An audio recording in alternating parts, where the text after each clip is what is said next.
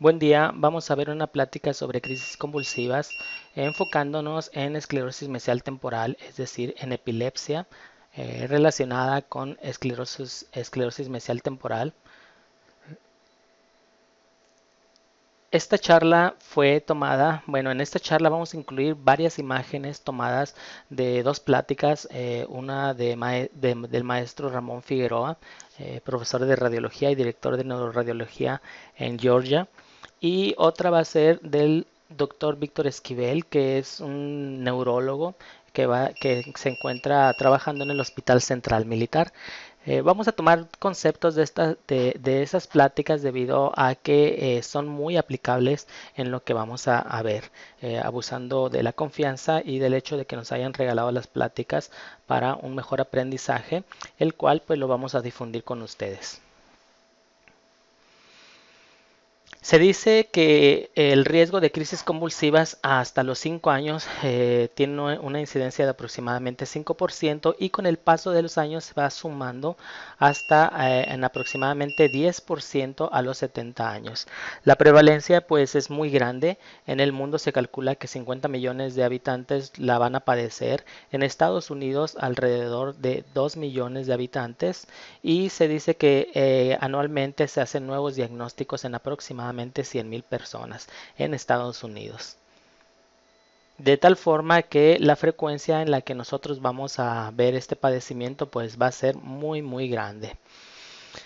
Es muy importante que conozcamos bien el concepto de crisis convulsivas y que lo diferenciemos muy bien de epilepsia. No es lo mismo una crisis convulsiva que una epilepsia y el principal punto de que reconozcamos las diferencias es que no debemos de condenar o no se puede condenar a un paciente a estar tomando medicamentos que a la larga pueden causar de alguna sintomatología secundaria en pacientes que probablemente no era necesario hacerlo.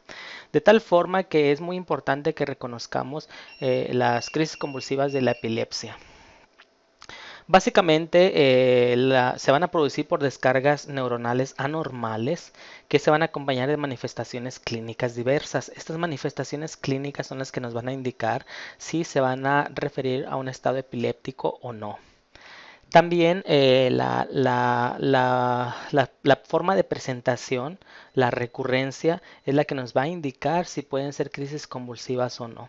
De tal forma que es muy importante que veamos nosotros lo que está alrededor de la crisis convulsiva, que hagamos una buena exploración de los pacientes que se nos presentan con este padecimiento para poder ver bien todo lo que aconteció antes del episodio de crisis convulsiva para así poder catalogarla. Existen dos tipos de crisis convulsiva, entonces, una que va a ser relacionada con un estado no epiléptico y otro que va a estar relacionada con un estado epiléptico.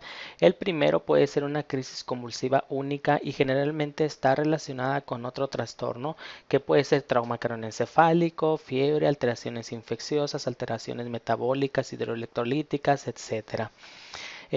Cuando no hay relación de esto y se acompañan de una sintomatología muy específica, cuando son recurrentes, vamos a tener entonces que catalogarlas probablemente como un estado epiléptico. Y si es así, debemos de reconocerlas para poder clasificarlas en parciales, en generalizadas o en secundariamente generalizadas.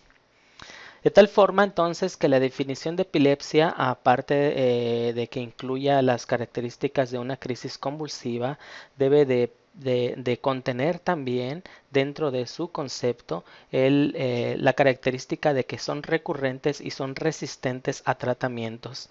También vamos a tener aquí que las manifestaciones clínicas van a ser diversas y muchas veces las manifestaciones clínicas son las que nos van a llevar a la sospecha de los estados epilépticos debido a que en muchas ocasiones se van a afectar partes específicas del cerebro que van a producir cierta sintomatología y que nos va a dar la sospecha de una crisis convulsiva secundaria a un estado epiléptico. La cronicidad también, la resistencia al tratamiento, la recurrencia, todo esto nos va a dar la sospecha para hacer este diagnóstico. De tal forma que podemos tener diferentes definiciones de crisis epiléptica o de epilepsia. En esta, por ejemplo, se agrega un poquito más lo que decíamos anteriormente y se especifica un poco más para lo relacionado con la sintomatología, en la cual vamos a tener actividad motora anormal, alteraciones autonómicas, sensitivas, psíquicas, que vamos a ver un poco más adelante, y que van a ser las que nos van a dar las características para poder sospechar en epilepsia. Para poder comprender mucho mejor los conceptos y la definición, que es muy importante, les recomiendo ampliamente una plática sobre epilepsia del doctor Luis Delgado Reyes, de la Facultad de Medicina de la UNAM. Este doctor en esta plática nos va a indicar muy bien la forma de diferenciar y de poder diferenciar los estados de crisis convulsiva relacionadas a epilepsia o no. Asimismo, nos va a indicar bien la clasificación de la epilepsia para poder comprenderla mucho mejor y poder diagnosticarla más. Dentro de la epilepsia, entonces, vamos a tener que la clasificación nos las va a dividir en epilepsias parciales o epilepsias generalizadas. Y dentro de las parciales vamos a tener una subclasificación que va a ser en simples y complejas. Dentro de estas, las crisis parciales complejas son las que se van a acompañar con pérdida de la conciencia. Los pacientes no van a recordar qué les pasó y van a tener otra sintomatología también mucho más compleja, y generalmente estas van a ser secundarias a alteraciones corticales. Como se dice en la plática del doctor Luis Delgado, las epilepsias pueden estar relacionadas con afección del sistema reticular activador o bien con afección de las regiones corticales o subcorticales de diferentes regiones del cerebro. Las más comunes van a ser la región temporal, la frontal y la parieto occipital, y dentro de estas, la temporal, la afectación temporal va a tener una frecuencia muy grande. Se dice que de las crisis convulsivas, el 80% van a estar relacionadas con esto. Y en la literatura también se comenta que de las crisis convulsivas que se catalogaban antiguamente como idiopáticas, más del 75% van a estar relacionadas con esclerosis mesial temporal. Esto a los que nos dedicamos a hacer diagnósticos relacionados con epilepsia nos debe llamar mucho la atención, porque sabemos que la frecuencia es muy grande de afectación del lóbulo temporal relacionado con las crisis convulsivas. Aquí también debemos de hacer un paréntesis muy importante, en el cual no todos los estudios que nos muestren alteración del lóbulo temporal van a estar relacionados con crisis convulsivas. Como nos explica el doctor Luis Delgado, la fisiopatología es muy compleja e intervienen muchos conceptos, intervienen muchos puntos de la fisiología, de la anatomía del cerebro, para que se pueda producir la descarga neuronal anormal. Puede haber conexiones corticales de regiones frontales que se comuniquen de un hemisferio a otro y produzcan crisis convulsivas en otra parte del cerebro, estando la afectación localizada en otro lado.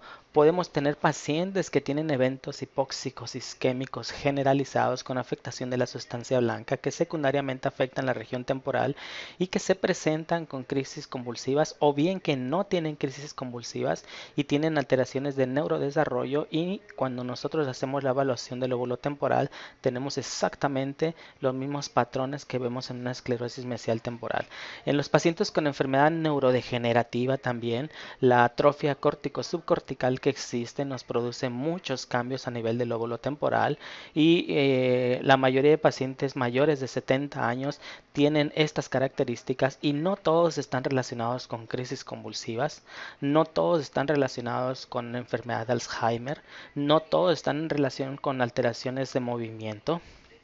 De tal forma que es un dato muy inespecífico, y por lo tanto no podemos nosotros poder catalogar afectación del lóbulo temporal. Las epilepsias, las epilepsias eh, Entonces, las epilepsias relacionadas con el lóbulo temporal debemos de tener mucho cuidado cuando hagamos la evaluación debido a todos los conceptos que existen. Aquí vamos a ver un ejemplo de una crisis parcial simple. Crisis parcial simple. Son crisis convulsivas que afectan únicamente una pequeña región del cerebro, frecuentemente el lóbulo temporal o hipocampo. Normalmente conservan la conciencia. Puede llegar a extenderse a otras partes del cerebro, formando una crisis parcial compleja.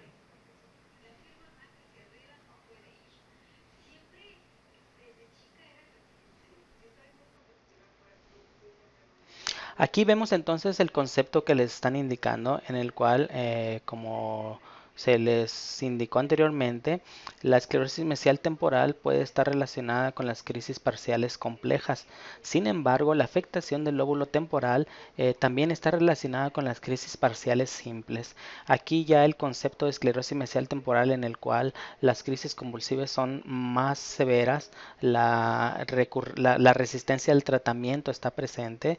Ya aquí ya son conceptos que se van a manejar para el concepto de esclerosis mesial temporal. Sin embargo, debemos de recordar que no solamente las crisis complejas o las simples van a estar relacionadas con afectación del lóbulo temporal.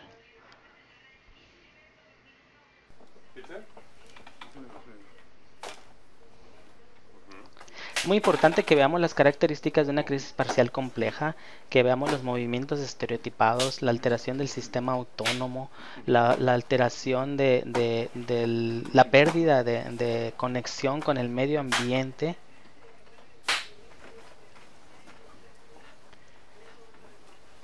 las alteraciones que se van a manifestar con actividades motoras.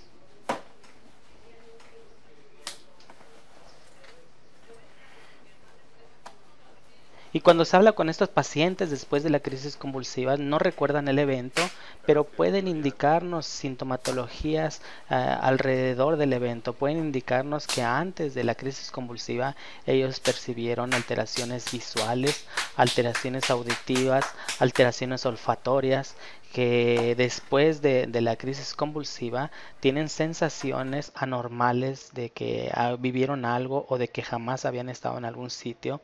Todas estas alteraciones van a estar relacionadas con los sitios de afectación.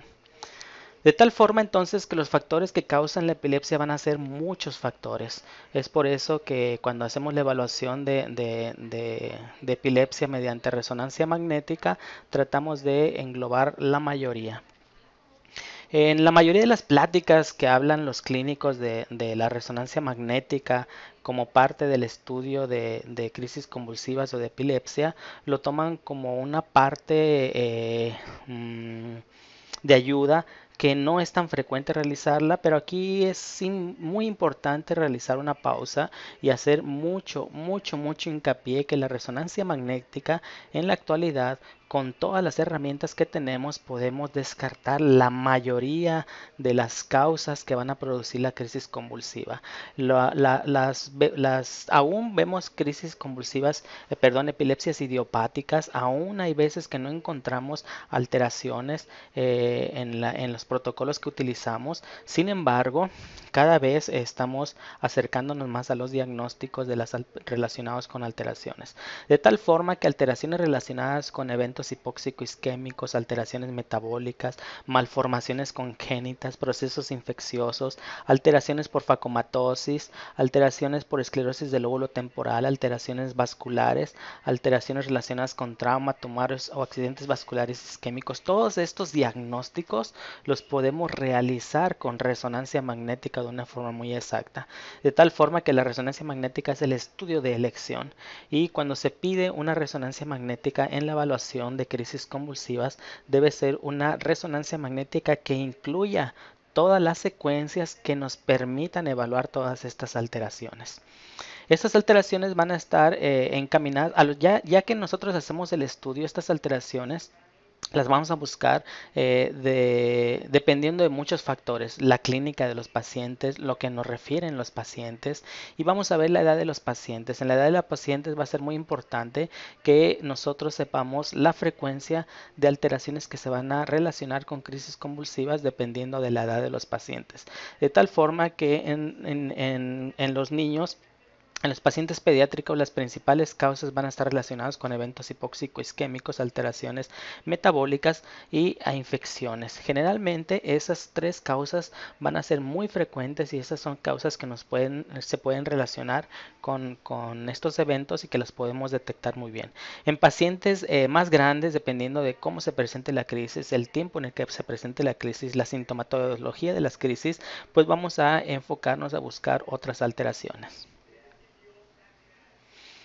Entonces, es por eso que en este tema de hablando de crisis convulsivas, vamos a hablar específicamente de esclerosis mesial temporal debido a la frecuencia y a lo que ya vimos ahorita de la relación de esta región con las crisis convulsivas.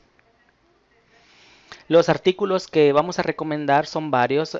Primeramente la página de Radiopedia, la cual es ya sabemos nosotros que es una guía muy rápida de que podamos nosotros corroborar o evaluar varios diagnósticos y de una forma muy específica nos van a dar datos para poder hacer este diagnóstico.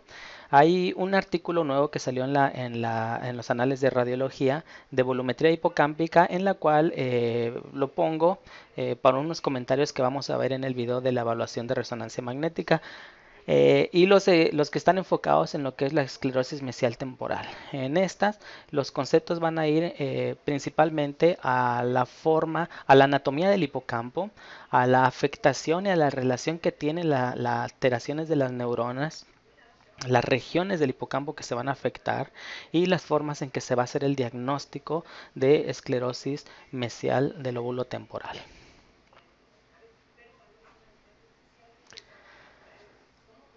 Hablar de esclerosis mesial del lóbulo temporal es hablar del hipocampo. El hipocampo es el que está afectado y se va a encontrar en el lóbulo temporal. Normalmente el hipocampo es parte del sistema límbico y va a tener diferentes formas. El hecho de que sea parte del sistema límbico, desde ahí nos va a decir que el por qué está relacionado con este tipo de crisis convulsivas y la sintomatología por qué está relacionada con esto. Sabemos que nos va a conectar con el medio ambiente y sabemos que va a estar relacionado con con todo lo que nuestro cuerpo incluye para la defensa, para el miedo, para diferentes tipos de sensaciones y va a estar localizado en región temporal con muy estrecha relación con las regiones corticales. Muy bien, el hipocampo va a estar compuesto por la amígdala del hipocampo.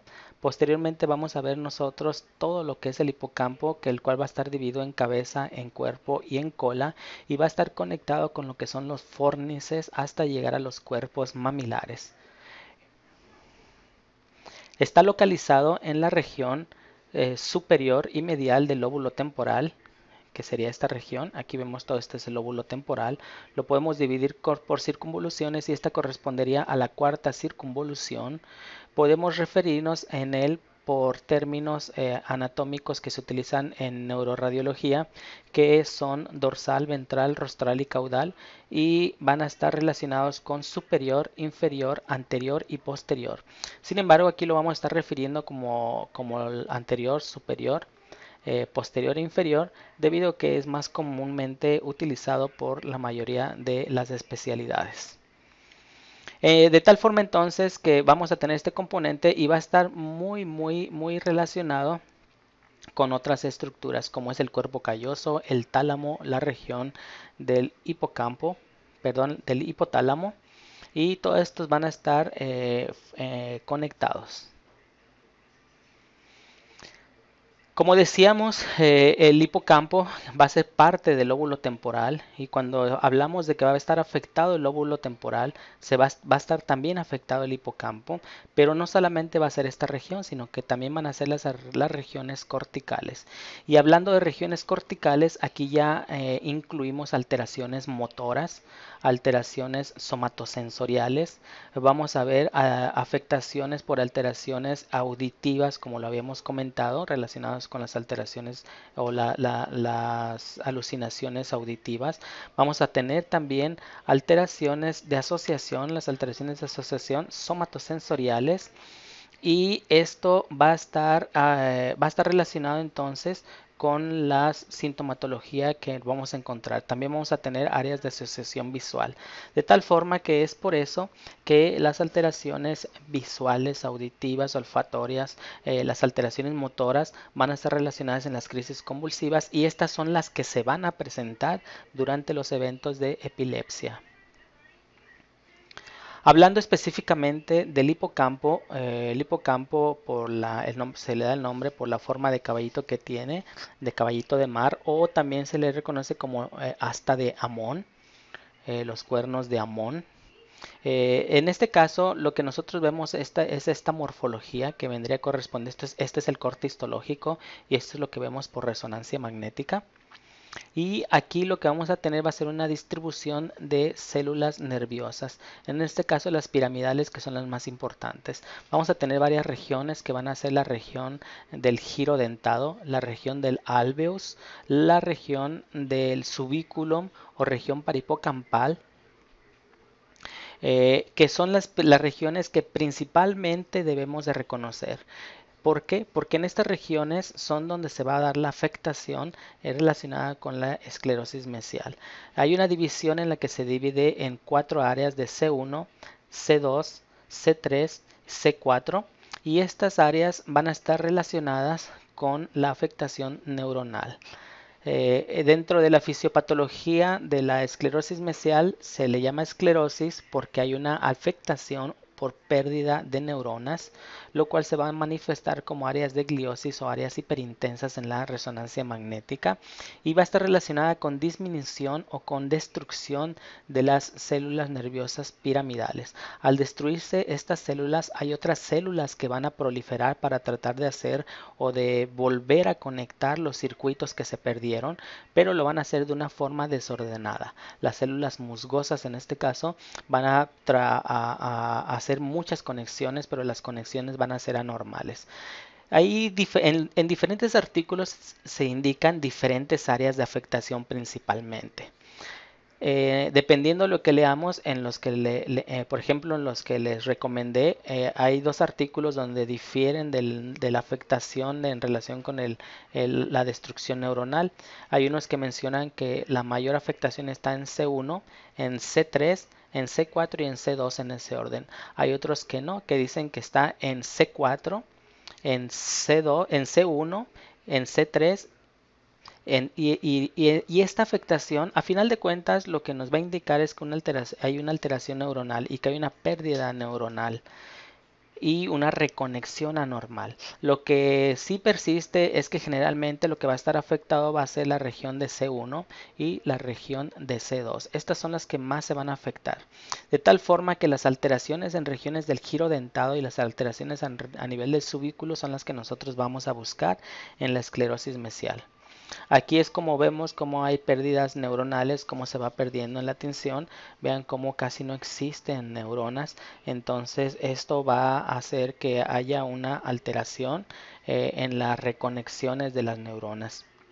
También esto va a afectar la sustancia blanca y la sustancia gris y va a perderse el volumen, por lo que se va a relacionar con la atrofia que vamos a ir a buscar. ¿Por qué se produce todas estas alteraciones? Bueno, hay muchas teorías. Dentro de ellas, la más aceptada es que el hipocampo va a estar irrigado por arterias terminales y al estar irrigado por arterias terminales, esto va a hacer que cualquier evento que afecte la circulación y que produzca vasoespasmo va a producir alteraciones a nivel del lóbulo temporal. Es por eso que crisis convulsivas, eventos hipóxicos o nóxicos prolongados, traumas craneoencefálicos, lesiones por compresión en esas regiones que disminuyan el flujo van a estar relacionadas con una destrucción neuronal debido a la hipoxia que existe en esa región y muchas veces esto puede suceder, por ejemplo, un evento hipóxico isquémico puede suceder en la niñez y nosotros podemos, y los pacientes empiezan con crisis convulsivas en la juventud sin tener otro antecedente más que un evento hipóxico isquémico perinatal que no les causó mayor problema y que sin embargo por algún otro disparador se pueden presentar muchos años después. Entonces, hay diferentes formas de evaluarlo, pues la que nosotros vamos a utilizar va a ser la de resonancia magnética, que es lo que vamos a evaluar. Vean cómo podemos llegar a distinguir muy bien las regiones del giro dentado, la región del subiculum, las regiones de las diferentes áreas que se van a afectar histológicamente y que las podemos evaluar muy bien por resonancia magnética. Lo que nosotros vamos a ir a buscar en la esclerosis mesial van a ser alteraciones específicas en el lóbulo temporal. Vamos a buscar alteraciones morfológicas, estructurales, volumétricas en la intensidad de señal y vamos a ver nosotros afectaciones de todo lo relacionado con el hipocampo, es decir, el lóbulo temporal en general, el circuito de Papez que va a incluir los fórnices, los cuerpos mamilares, las regiones de hipotálamo, hay veces que vamos a ver alteraciones en el tálamo también. Y hay unos conceptos y hay unas láminas en las cuales nos indican que lo que tenemos que ir a buscar son alteraciones relacionadas con los fórnices. Vamos a ver una atrofia, una disminución del diámetro de uno de los fórnices y generalmente va a estar relacionado con una afectación ipsilateral del circuito de Papez de esa región. Es decir, vamos a tener atrofia del lóbulo temporal, vamos a tener alteraciones estructurales a nivel del hipocampo y las regiones de sustancia blanca adyacente. Y vamos a tener también alteraciones a nivel de los cuerpos mamilares por atrofia de los mismos. Aquí podemos ver muy bien una diferencia entre los cuerpos mamilares. Ven aquí cómo se ve muy bien la diferencia de los cuerpos mamilares. Ahorita vamos a ver un caso donde se ve mejor la diferencia entre los fórnices y la relación de un lóbulo temporal con el otro en relación con el efecto de volumen. Vean cómo hay una prominencia de la cisterna coroidea en esa región en comparación con esta y la profundidad de los surcos y las fisuras pues es mucho mayor que del lado contralateral. Otro hallazgo va a ser la hiperintensidad a nivel de los lóbulos temporales en región de hipocampos, en regiones de la sustancia gris cortical en relación con el resto de sustancia gris.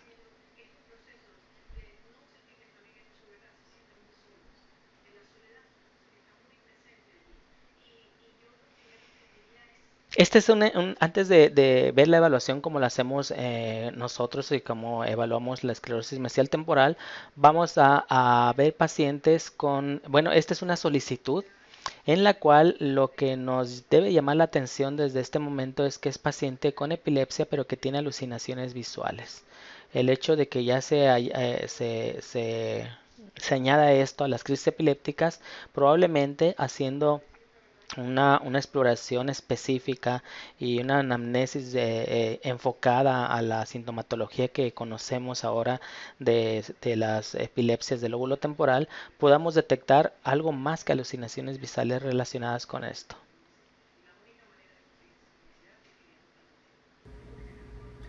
Cuando hacemos la evaluación de crisis convulsivas, vamos a utilizar el protocolo de base que ya vimos en otro video en la evaluación intracraneal y vamos a anexar unas secuencias específicas para la evaluación de ciertas etiologías de las crisis convulsivas, de tal forma que entonces vamos a utilizar la secuencia T2 y la secuencia FLAIR.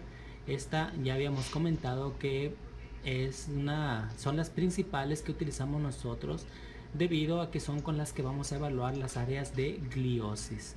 Las áreas de gliosis sabemos que son áreas hiperintensas en T2 e hiperintensas en secuencia FLAIR, como en este caso que vemos una pequeña área de gliosis y que nos van a indicar algún antecedente de eventos hipóxico-isquémicos, inflamatorios, metabólicos, infecciosos, desmielinizantes, entre otros, y van a ser las causas, pueden llegar a ser las causas de o el origen de las crisis convulsivas, o bien pueden estar relacionadas con la etiología de las crisis convulsivas. De tal forma que en este caso la evaluación de áreas de gliosis son muy importantes y las vamos a hacer principalmente en secuencia T2 y en secuencia FLAIR, aparte de las evaluaciones que ya sabemos para lo que utilizamos este tipo de secuencias. La secuencia que vamos a utilizar también anatómica va a ser la secuencia T1, pero aquí vamos a tener un anexo importante, principalmente en pacientes pediátricos. La evaluación la vamos a hacer con una secuencia específica. La secuencia T1 convencional, T1 FLAIR o T1 EcoSpin, vamos a utilizarla para evaluar principalmente las regiones de la sustancia gris cortical, y esto va a ser para buscar alteraciones de migración. Vamos a de tal forma que vamos a utilizar toda la evaluación que nosotros hagamos de la sustancia gris debe de ser forzosamente con la secuencia T1.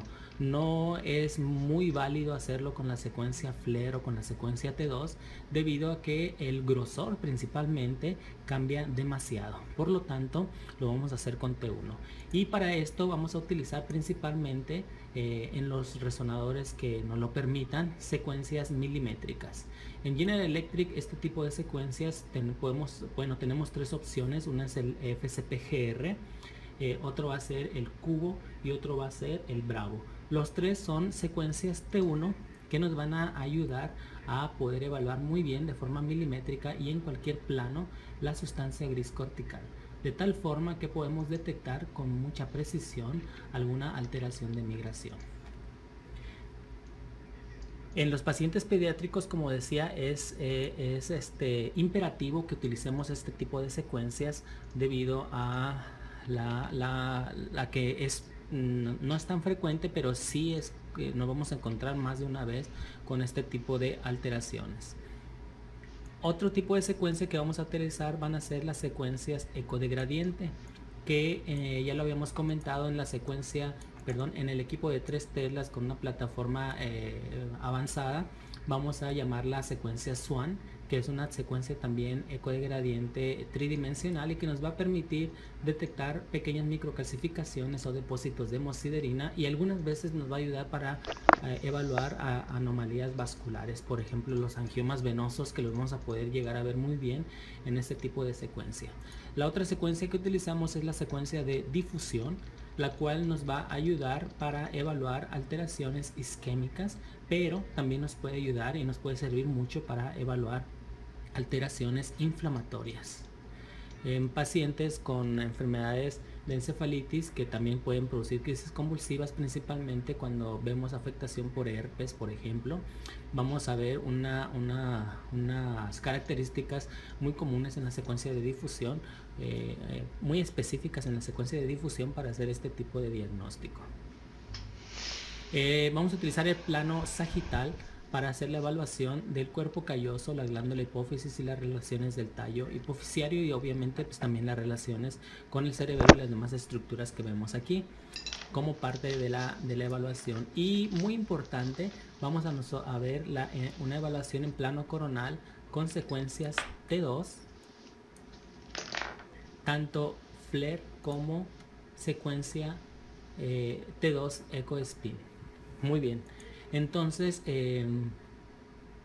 como podemos ver, estas secuencias nos van a servir para todo lo que ya comentamos, de ver áreas de gliosis, áreas de malasia, áreas quísticas, etcétera, y también para evaluar de una forma anatómica lo que nos importa en esta ocasión, que es el lóbulo temporal principalmente. Y aquí, como decíamos, reviste una gran importancia la secuencia FLAIR, ya que nos va a permitir evaluar muy bien las áreas de gliosis, es decir, las áreas relacionadas con destrucción de neuronas. Y eso, como ya sabemos, es un punto muy importante en la evaluación de esclerosis mesial. Como su nombre lo indica, las áreas de esclerosis las vamos a detectar aquí como áreas de gliosis en estas regiones, de tal forma entonces que vamos a evaluar muy bien la anatomía del lóbulo temporal y la anatomía del hipocampo, así como sus características de intensidad de señal. Otra secuencia que vamos a utilizar y que también debe ser siempre, la debemos de incluir, va a ser la angiografía 3D TOF, la cual nos va a permitir detectar anomalías vasculares, que va a ser otra de las causas que más de una ocasión las vamos a encontrar como causa de crisis convulsivas, de tal forma que podemos detectar anomalías de desarrollo, aneurismas, malformaciones arteriovenosas, y podemos detectar muy bien este tipo de alteraciones. Esto es sin medio de contraste, y el medio de contraste lo vamos a utilizar de forma opcional. Ese no lo tenemos de rutina, pero cuando detectamos alguna alteración o sospechamos de alguna alteración tumoral, alguna alteración vascular, entonces ya específicamente pues hacemos la aplicación de medio de contraste. Y una muy importante que va a ser la espectroscopía, en la cual vamos a hacer las mediciones de N-acetil-aspartato, de creatina y de colina, para hacer la evaluación de lo que es las regiones de hipocampos. Y bueno, vamos a entrar a lo que es la evaluación de los hipocampos, y para esto pues vamos a primeramente a hablar un poquito de la anatomía que ya vimos en las diapositivas anteriores, y aquí la vamos a vaciar de tal forma entonces que, como decíamos, vamos a utilizar la secuencia T2 FLAIR en corte axial y la secuencia T2, en este caso nosotros usamos una secuencia T2 Propeller, que es una secuencia que nos va a ayudar a obtener mejores imágenes aún con movimiento del paciente. En esta secuencia FLAIR, que no fue Propeller, vemos algunos pequeños artificios por movimiento del paciente, los cuales se van a suprimir en la secuencia T2 Propeller. Es por eso que ponemos esa extensión, para distinguir el proceso con el que se obtuvo esta imagen. Bueno, entonces de tal forma que, como decíamos, vamos a irnos a buscar la región del hipocampo, y desde el plano axial ya podemos nosotros estar evaluando las regiones de hipocampos. En esta región, cuando evaluamos los hipocampos, vamos nosotros a buscar estos hallazgos como estos que están aquí, que ustedes ven hiperintensos en T2, hipointenso a nivel en la secuencia FLAIR, que nos va a indicar que es líquido. En este caso, lo que nosotros vemos aquí son espacios perivasculares, que nos van a indicar que ya hay una alteración ahí. Debemos de recordar que los espacios perivasculares, aunque no son patológicos por sí, sí nos van a indicar que puede haber una área de disminución de volumen, ya sea de la sustancia gris o de la sustancia blanca, y eso es lo que va a hacer que se vean prominentes los espacios. Y el hecho que nosotros veamos esto quiere decir que puede haber alteraciones. Eso lo vemos mucho en regiones de la sustancia blanca, cuando vemos las áreas de atrofia cortico-subcortical, por ejemplo, en los cuales los espacios perivasculares nos van a indicar que hay una alteración en el desarrollo. También las áreas de gliosis pues las vamos a poder ver aquí, y desde aquí también podemos nosotros darnos una idea de qué tan prominentes van a ser las cisternas coroideas, qué tanta disminución hay del volumen hipocampal. Y en la secuencia FLAIR, desde esta adquisición, podemos ver también que hay áreas con mayor intensidad de señal en la región. Por ejemplo, aquí vemos la región que correspondería a la amígdala. Nosotros podemos ver muy bien cómo la intensidad de señal es muy diferente a la sustancia gris cortical periférica.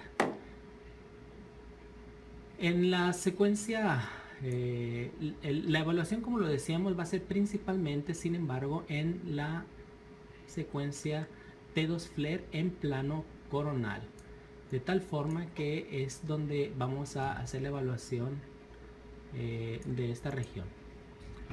Dentro de los parámetros para evaluar esclerosis mesial, un parámetro importante es la disminución del volumen a nivel del lóbulo temporal.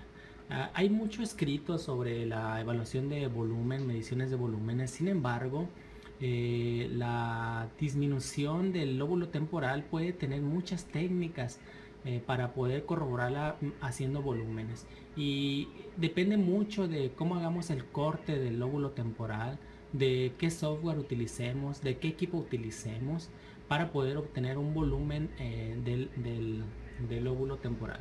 Vamos a hacer un ejemplo rápido para que vean cómo se podría hacer, sin embargo. Y de preferencia, si tenemos equipos, como decíamos, con un software un poco más avanzado, pues es mucho más fácil realizar esta evaluación del volumen.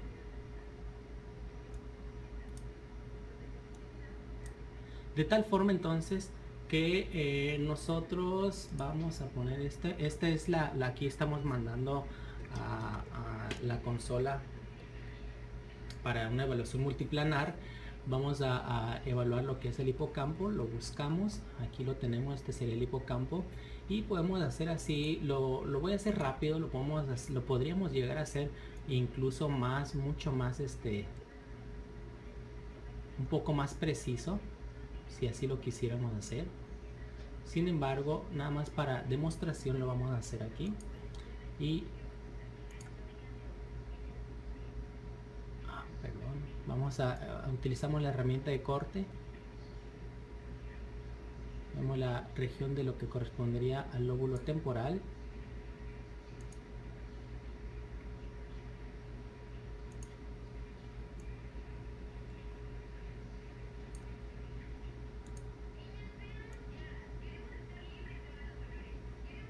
Hay muchas formas de medirlo, incluso hay unos artículos que indican que se puede hacer de forma manual, y hay algunos artículos que lo recomiendan, pero eso es debido a que no se cuenta con el software específico para que podamos hacer este volumen, de tal forma que cuando contamos con él pues es mucho más fácil. Aquí nosotros ya a grosso modo podemos ver lo que es el lóbulo temporal. Vean cómo está aquí, y nosotros ya simplemente con los útiles de visualización de la máquina, al poner el clic aquí nos va a dar el volumen del lóbulo temporal, y con esto podríamos hacer una medición de volumen, que es lo que indican algunos libros o algunos artículos para llegar a hacer estas mediciones.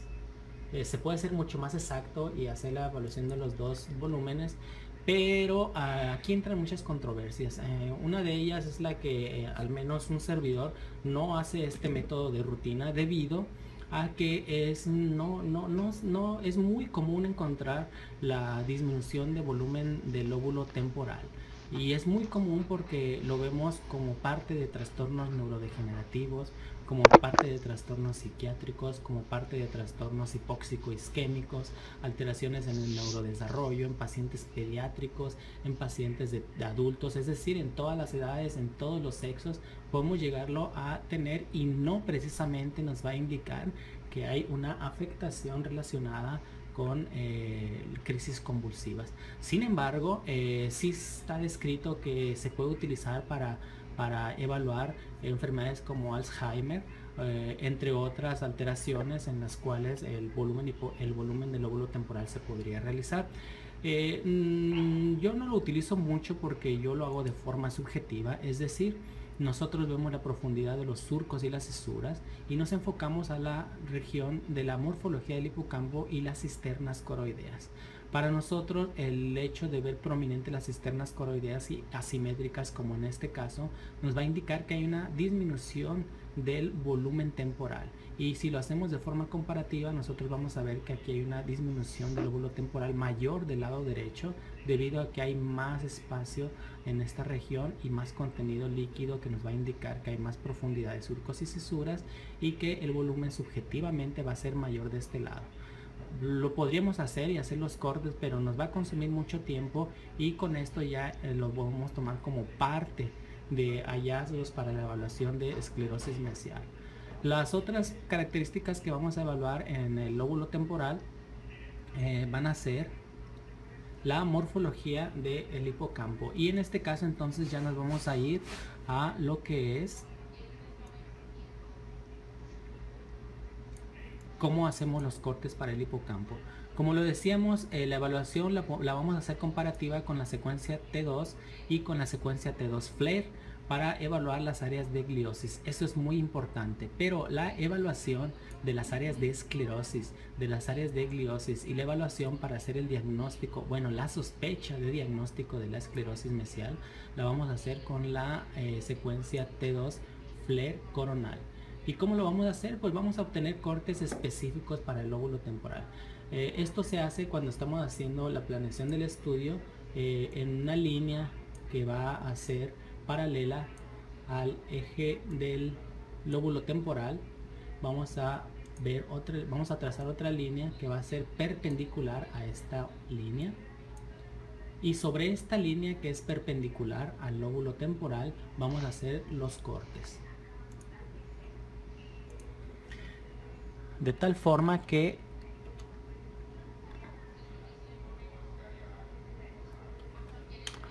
los cortes los vamos a obtener de esta forma. Como podemos ver nosotros, aquí está el lóbulo temporal y aquí vemos nosotros los cortes para poder hacer esta evaluación. Estos cortes corresponden a este plano que es la serie 11 y con esto vamos a hacer la evaluación. Es muy importante que esta planeación se haga en esta región. Ahora, ¿dónde vamos a hacer la evaluación? Con espectroscopía y las características morfológicas, es decir, donde vamos a encontrar las características que ya indicamos para lo que es el lóbulo temporal. Ya habíamos comentado que esta parte es la que vamos a buscar nosotros. Aquí es donde vamos a encontrar las áreas que se comentan en la plática correspondientes a lo que va a ser la región del hipocampo. Aquí veríamos lo que sería el alveus. Esta sería la región parihipocampal. Esta sería la región del giro dentado. Aquí vamos a tener nosotros todo lo que sería el asta de Amón y lo que sería también la región de las áreas C1 a C4.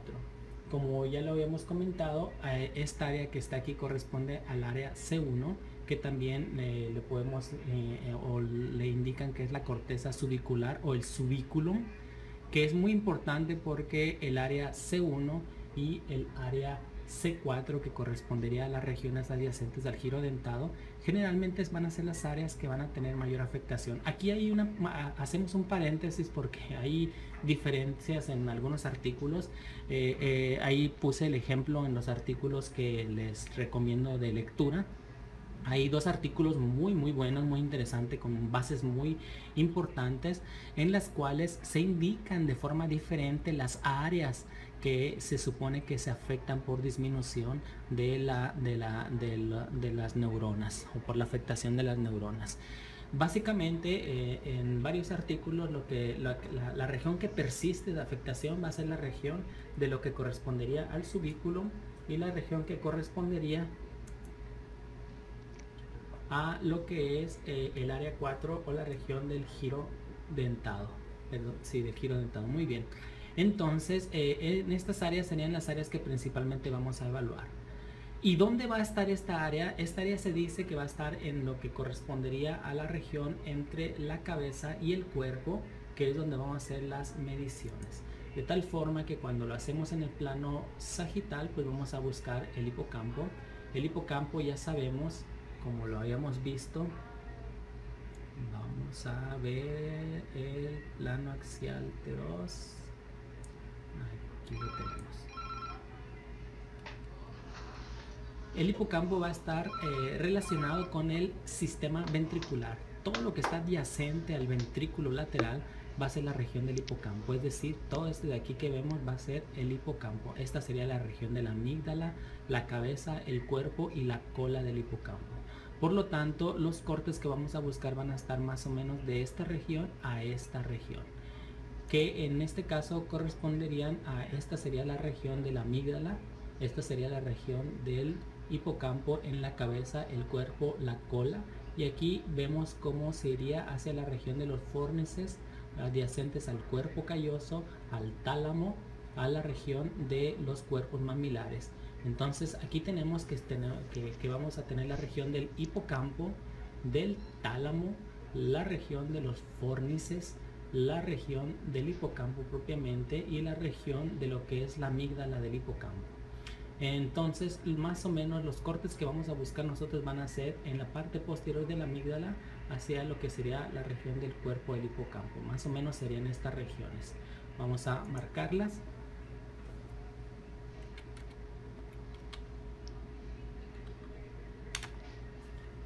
Aquí las tenemos de tal forma que más o menos serían la imagen 11, 10, 9, 8, 8, 9, 10 y 11.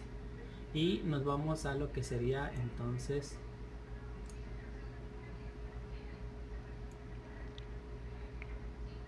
a buscar la secuencia T2 FLAIR coronal.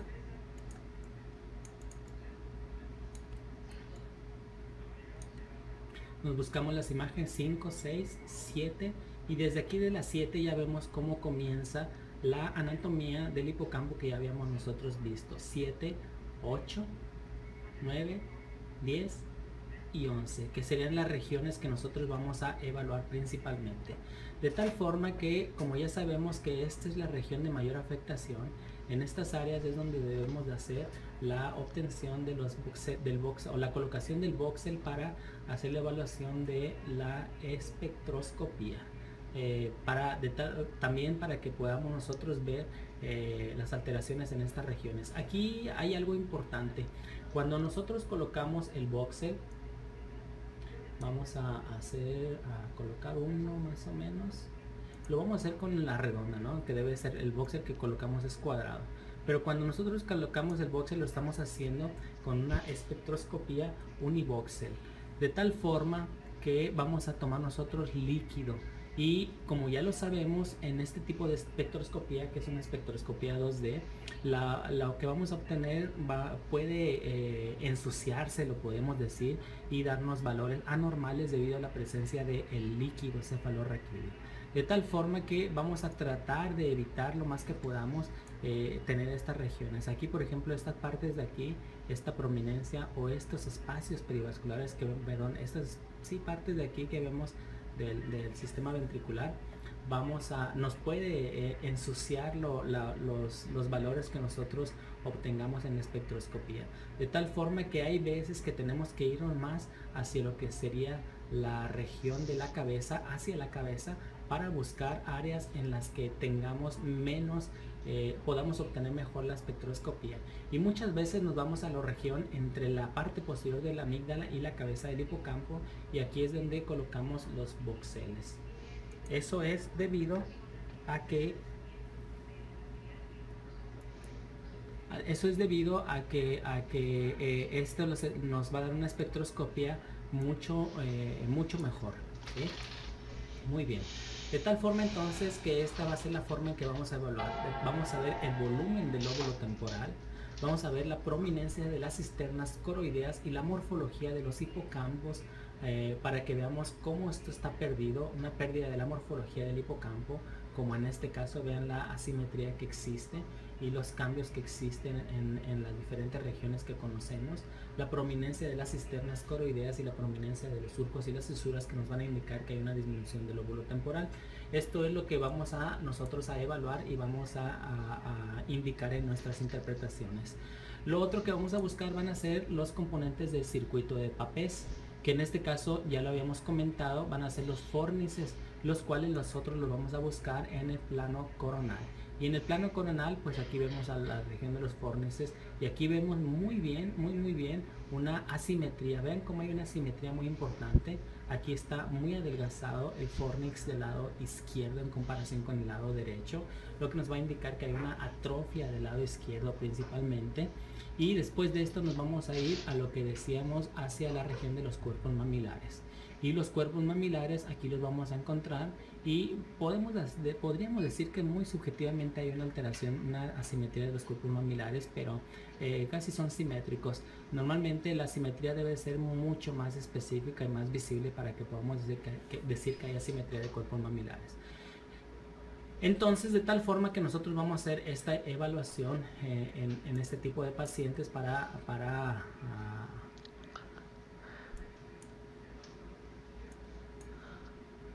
ver la evaluación estructural y de la intensidad de señal. La otra evaluación que nosotros vamos a ver va a ser la evaluación con espectroscopía,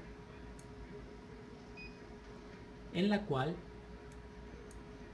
vamos a medir los niveles de N-acetilespartato, creatina y colina. Se dice que lo que vamos a obtener aquí va a ser la suma de la creatina y la colina, y vamos a hacer una división de N-acetilespartato entre la suma de creatina más la colina. En este caso veríamos una suma, vamos a hacerla.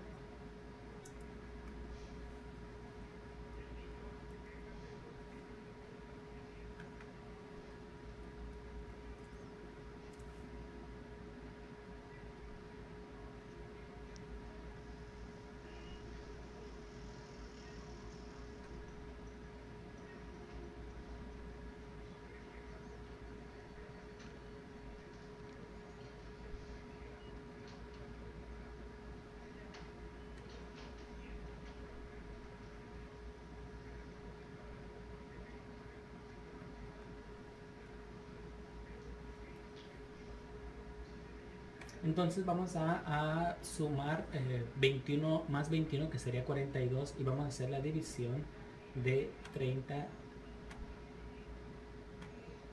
entre 42, y el resultado en este caso es de 0.71, es decir, los valores que están por arriba de 0.7 se consideran normales, y los valores que están por abajo de 0.7 se van a considerar anormales.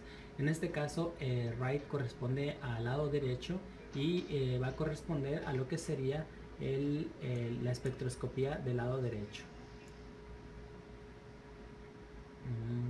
Vamos a ver dónde se hizo el trazo. 12. Y aquí la tenemos. En este caso el voxel aquí se puso en esta región, que como podemos ver muy bien va a agarrar parte de las estructuras que nosotros conocíamos. La del lado izquierdo, la espectroscopía del lado izquierdo, vamos a verla.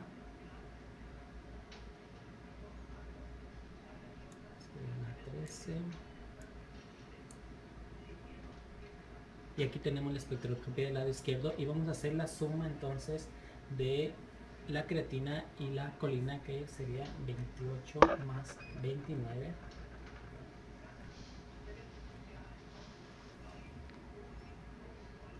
Sería 57, y vamos a hacer entonces la división de 38 entre 57, lo que nos va a dar un resultado de 0.66, que está por debajo de 0.7 y se considera un valor anormal. Entonces la espectroscopía, como ya lo decíamos, va a tener las características que comentamos, y un valor por debajo de 0.7 va a ser anormal, un valor por arriba de 0.7 va a ser normal. Entonces aquí, como podemos ver en la evaluación de los hipocampos, ya vamos a tener los parámetros que vamos a utilizar para hacer la sospecha diagnóstica, que va a ser la evaluación de los fórnices, la evaluación de los cuerpos mamilares,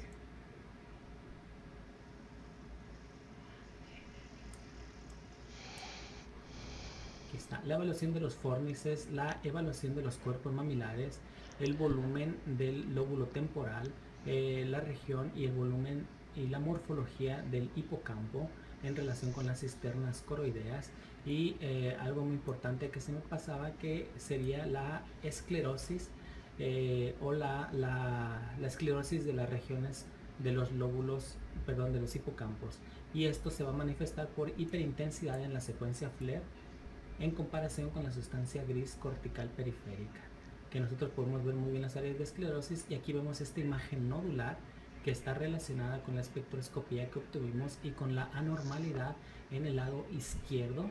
En la espectroscopía tenemos entonces que hay un área de esclerosis focal, una espectroscopía anormal y un fornis adelgazado del lado izquierdo, con lo cual obtenemos parámetros para la sospecha de esclerosis mesial.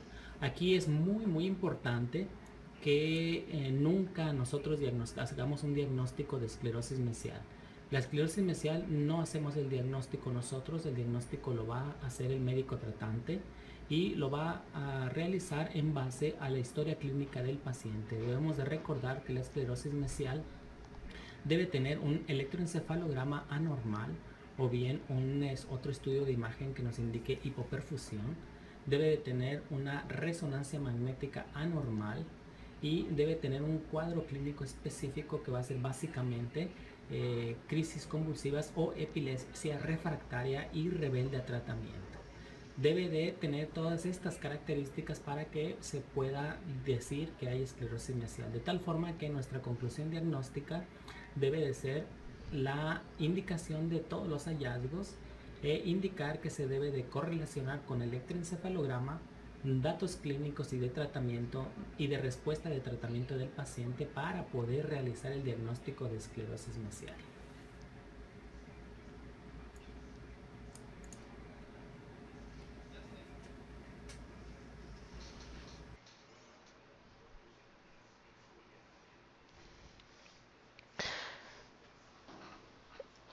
No solamente la afectación del lóbulo temporal y del hipocampo va a estar relacionada con esclerosis mesial, existen otro tipo de lesiones que pueden afectar esta región y debido a que se afecta la circulación, se afecta la concentración de neuronas, pues la sintomatología puede llegar a ser la misma y puede manifestarse como crisis convulsivas parciales, simples o complejas y relacionadas con el lóbulo temporal en los electroencefalogramas. El diagnóstico de esclerosis mesial tampoco es tan fácil. Muchas veces vamos a encontrar datos relacionados con esta sospecha en pacientes que no tienen crisis convulsivas.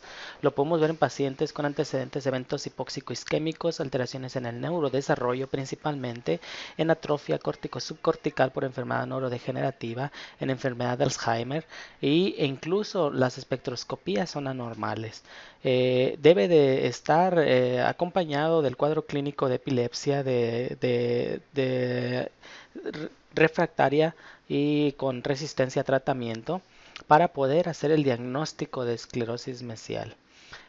Muchas veces también podemos llegar a tener alteraciones en los dos hipocampos con valores anormales y el electroencefalograma puede no ser específico de la región que está produciendo más alteraciones de descargas neuronales anormales y se tiene que tomar como ayuda a veces estudios complementarios con PET o con SPECT para poder ver áreas de hipoperfusión debido al tratamiento que se le va a dar a estos pacientes.